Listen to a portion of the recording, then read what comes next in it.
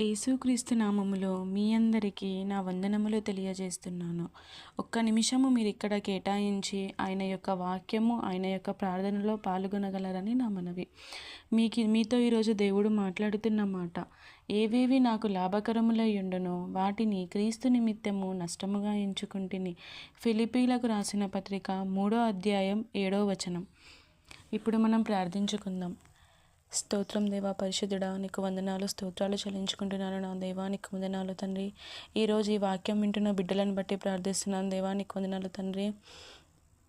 వాళ్ళ జీవితంలో ఆర్థిక ఇబ్బందులే కానీ, ఆరోగ్య సమస్యలే కానీ ఏవైనా ఉన్న ఎడలా దేవా, మీరు వారితోని మాట్లాడండి, స్వస్థపరచండి, ముట్టి తాకండి దేవా, నీకు వందనాలు తండ్రి.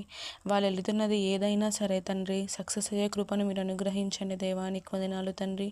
నీ యందు విజయం ఉన్నది దేవా, నీకు వందనాలు, స్తోత్రాలు చెల్లించుకుంటూ యేసు అతి పరిశుద్ధమైన నామములో మిక్కిలి వినయం తడిగి బ్రతిమిలాడి వేడుకుంటున్నాము తండ్రి. ఆమేన్.